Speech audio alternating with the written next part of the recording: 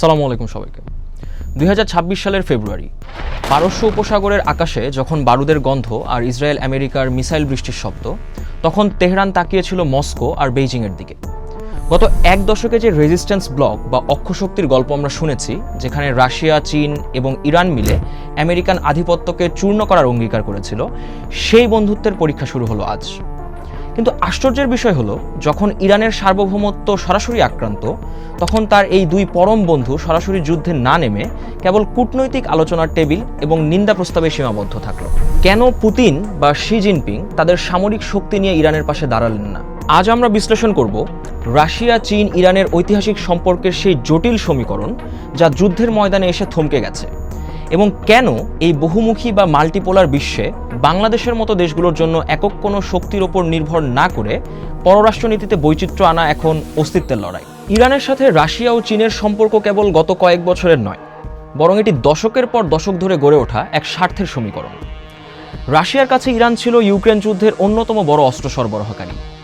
তেহরানের Shahed drone আর ballistic missile মস্কোকে কিয়েভের ফ্রন্টে টিকে থাকতে সাহায্য করেছে। বিনিময়ে রাশিয়া ইরানকে SU-35 যুদ্ধবিমান আর S-400 এয়ার ডিফেন্স দেওয়ার প্রতিশ্রুতি দিয়েছিল।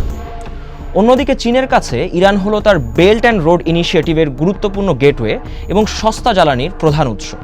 2021 সালে ইরানের সাথে চীনের 25 বছর মেয়াদী যে $400 বিলিয়ন চুক্তি হয়েছিল, তা তেহরানকে এক ধরনের অর্থনৈতিক নিরাপত্তা দিয়েছিল। কিন্তু মনে রাখতে হবে, এই ত্রিমুখী সম্পর্ক কখনোই ন্যাটোর মতো, অর্থাৎ একজনের ওপর হামলা মানে সবার উপরে হামলা, এমন কোনো সামরিক চুক্তিতে আবদ্ধ ছিল না। এটি ছিল মূলত এক ধরনের অপরচুনিস্টিক অ্যালায়েন্স বা সুযোগবাদী ঐক্য, যেখানে সাধারণ শত্রু ছিল আমেরিকা। অনেকেই প্রশ্ন করছেন, বন্ধুত্বের এত বয়ান থাকার পরেও রাশিয়া ও চীন কেন চুপ? এর উত্তর লুকিয়ে আছে তাদের কস্ট বেনিফিট অ্যানালাইসিস বা লাভ ক্ষতির অঙ্কে। রাশিয়ার দিকে তাকালে দেখবেন, মস্কো এখন ইউক্রেনের ফ্রন্টলাইনে নিজের সর্বস্ব বাজি ধরেছে। পুতিনের জন্য ইরানের হয়ে মধ্যপ্রাচ্যে আরেকটি পূর্ণাঙ্গ ফ্রন্ট খোলা মানে হলো রাশিয়ার সামরিক শক্তির অপচয় এবং আমেরিকাকে সরাসরি প্ররোচিত করা। রাশিয়া চায় মধ্যপ্রাচ্যে অস্থিরতা থাকুক, যাতে আমেরিকার মনোযোগ ইউক্রেন থেকে সরে যায়, কিন্তু তারা চায় না ইরান পুরোপুরি ধ্বংস হোক বা রাশিয়া নিজে সেই ধ্বংসলীলার অংশ হোক। অন্যদিকে চীনের কৌশল আরও সূক্ষ্ম। চীন হলো একটি ট্রেডিং পাওয়ার বা বাণিজ্যিক শক্তি। বেইজিংয়ের কাছে মধ্যপ্রাচ্য কেবল তেলের খনি নয়, বরং একটি বিশাল বাজার।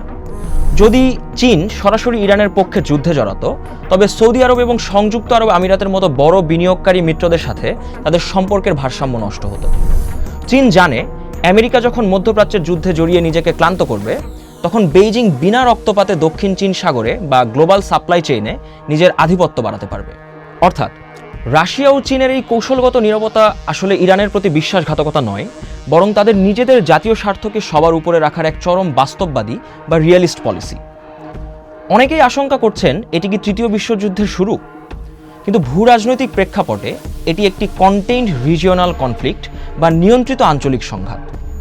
আজকের বিশ্বে বড় পরাশক্তিগুলো একে অপরের সাথে অর্থনৈতিকভাবে এতটাই যুক্ত যে একটি পূর্ণাঙ্গ বিশ্বযুদ্ধ মানেই হবে সম্মিলিত আত্মহত্যা। এই যুদ্ধটি আসলে প্রক্সি ওয়ার বা ছায়াযুদ্ধের একটি উন্নত সংস্করণ। আমেরিকা সরাসরি ইরানের ভেতরে ঢুকছে না, আবার ইরানও সরাসরি আমেরিকায় আঘাত করছে না। এটি আসলে একটি লিমিটেড এনার্জি ওয়ার, যেখানে লক্ষ্য হলো একে অপরের কৌশলগত সক্ষমতা ধ্বংস করা, কিন্তু গ্লোবাল সিস্টেমকে পুরোপুরি ভেঙে না ফেলা। আমেরিকা চায় ইসরায়েলের নিরাপত্তা নিশ্চিত করতে, আর ইরান চায় নিজেদের আঞ্চলিক প্রভাব বা শিয়াইট ক্রিসেন্ট রক্ষা করতে। যতক্ষণ পর্যন্ত এই যুদ্ধ হরমুজ প্রণালীর বাইরে থাকছে এবং বড় শক্তিগুলো সরাসরি একে অপরের ভূখণ্ডে হামলা না চালাচ্ছে, ততক্ষণ এটি বিশ্বযুদ্ধে রূপ নেবে না। এটি বরং একটি নতুন ধরনের মাল্টি ফ্রন্ট থিয়েটার, যেখানে লড়াই কেবল সীমান্তে নয়, বরং সাইবার স্পেস এবং ইকোনমিক করিডোরেও চলছে। এই বৈশ্বিক ডামাডোলে বাংলাদেশের মতো দেশগুলোর জন্য সবচেয়ে বড় শিক্ষা হলো একক নির্ভরশীলতার অবসান। আজকের এই মাল্টিপোলার বা বহুমুখী বিশ্বে কোনো একটি নির্দিষ্ট শক্তির ওপর পুরোপুরি নির্ভর করা মানে হলো নিজের সার্বভৌমত্বকে ঝুঁকিতে ফেলা। ইরান ইসরায়েল যুদ্ধে আমরা দেখলাম কিভাবে মিত্ররা শেষ মুহূর্তে দর্শক হয়ে যায়। বাংলাদেশের জন্য সবার সাথে বন্ধুত্ব, কারোর সাথে বৈরিতা নয়, এই নীতির আধুনিকায়ন প্রয়োজন। আমাদের প্রয়োজন কৌশলগত স্বায়ত্তশাসন বা স্ট্র্যাটেজিক অটোনমি। উদাহরণ হিসেবে ভারতের দিকে তাকালে দেখবেন, তারা একই সাথে আমেরিকার সাথে প্রতিরক্ষা চুক্তি করছে, আবার রাশিয়ার কাছ থেকে S-400ও কিনছে এবং তেল আমদানিও করছে। মাল্টিপোলার বিশ্বে এটিই হলো সফলতার চাবিকাঠি। বাংলাদেশকে তার এনার্জি সিকিউরিটির জন্য মধ্যপ্রাচ্যের পাশাপাশি ভারত ও রাশিয়ার সাথে ভারসাম্য রাখতে হবে, আবার রপ্তানি বাজারের জন্য আমেরিকা ও ইউরোপের সাথেও ঘনিষ্ঠ থাকতে হবে। যদি আমরা একক কোনো ব্লকের দিকে ঝুঁকে পড়ি তবে যে কোনো বৈশ্বিক সংকটে আমরা কোল্যাটারাল ড্যামেজ বা পার্শ্ব প্রতিক্রিয়া শিকার হব। আমাদের পররাষ্ট্রনীতিতে বৈচিত্র্য আনা মানে কেবল বন্ধু বাড়ানো নয়, বরং সংকটের সময় বিকল্প পথ খোলা রাখা। এই পরিস্থিতি বিশ্বজুড়ে অ্যালায়েন্স ট্রাস্ট বা মিত্রদের আস্থার উপর বড় ধরনের আঘাত হেনেছে। ইরান আজ তেতো সত্যটি বুঝতে পারছে, রাশিয়া বা চীন কেবল ততক্ষণই বন্ধু যতক্ষণ তাতে তাদের নিজেদের পকেটের ক্ষতি হয় না। এটি রাশিয়ার আগের মিত্র সিরিয়ায় আসাদ কিংবা ভেনিজুয়েলার মাদুরোর ক্ষেত্রেও আমরা দেখেছি। অন্যদিকে আমেরিকা দেখিয়েছে যে তারা এখনও বৈশ্বিক হেজেমন বা একমাত্র মোড়ল।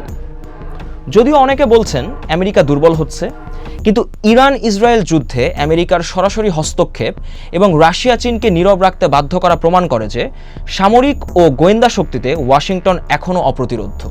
তবে ওয়াশিংটনের এই বিজয় সাময়িক হতে পারে। যদি ইরান এই যুদ্ধে বড় ধরনের ক্ষতির শিকার হয় তবে চীনের গ্লোবাল সাউথ বা দক্ষিণ বিশ্বের দেশগুলোর কাছে আমেরিকার ইমেজ আরও বেশি আক্রমণকারী হিসেবে তৈরি হবে, যা দীর্ঘমেয়াদে ডলারের আধিপত্য বা ডি-ডলারাইজেশন প্রক্রিয়াকে ত্বরান্বিত করবে। পরিশেষে বলতে চাই, 2026 সালের এই সংকট আমাদের চোখে আঙুল দিয়ে দেখিয়ে দিচ্ছে যে আন্তর্জাতিক রাজনীতিতে স্থায়ী কোনো বন্ধু বা শত্রু নেই, আছে কেবল চিরস্থায়ী স্বার্থ। ইরান আজ একা লড়ছে কারণ তার বন্ধুরা এখন হিসাব করছে তাদের লাভ ক্ষতির। আমেরিকা হয়তো এই যাত্রায় তার আধিপত্য ধরে রাখছে, কিন্তু বিশ্ব এখন আর এককেন্দ্রিক নয়। বাংলাদেশের মতো ক্রমবর্ধমান অর্থনীতির জন্য এখন সময় হলো অত্যন্ত সতর্কভাবে পা ফেলার, যাতে কোনো পরাশক্তির লড়াইয়ে আমরা পিষ্ট না হই। সবাইকে অসংখ্য ধন্যবাদ।